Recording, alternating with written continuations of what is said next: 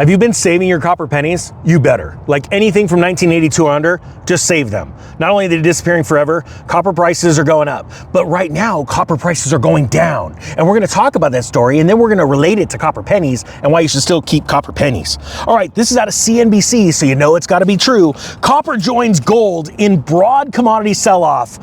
There's a worrying reason behind it. I haven't even read this story yet, and I already know what they're gonna say. They're like, oh, well, the economy's going down, it's crashing, so there's gonna be less copper buying. Let's just find out what they say. It says here, both precious and industrial metals fell on Thursday trading as investors are starting to worry that this oil shock will go on long enough to cause an economic slowdown or recession.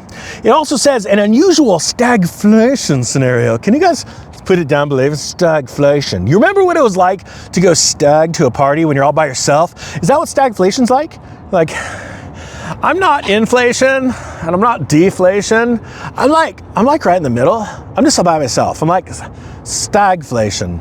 Says here an unusual stagflation scenario is occurring with rates rising on inflation fears. What? Inflation fears? Says while economic growth expectations are being lowered, but some warn that the possibilities of stagflation are low despite investor trades. Well, let me just explain something. First off, the copper penny is gone forever. Forever? Yeah, it's true. Canada did it, and they're like, hey, Canada does it. We just want to follow Canada. I don't think that's it, but we are in this one. And we got rid of the penny. Now, the fact is, the penny stopped being produced out of pretty much solid copper in 1980, part of 82, mostly 81 and older, right? Save as many as you can. Do not go buy copper rounds. That's dumb. It's insanely priced over the price of copper. A copper penny is worth like 2.5, 3 cents right now, and you can just save it for the cost of a penny. And about 20 years from now, they're gonna be highly collectible. Just watch, there's gonna be like nothing left because the government's taking them all away. Every time you go to a bank and turn in your pennies, you go to that coin machine because you gotta figure out how you're gonna pay bills because the government keeps screwing up our economy. And they're gonna get melted so that the government can use it.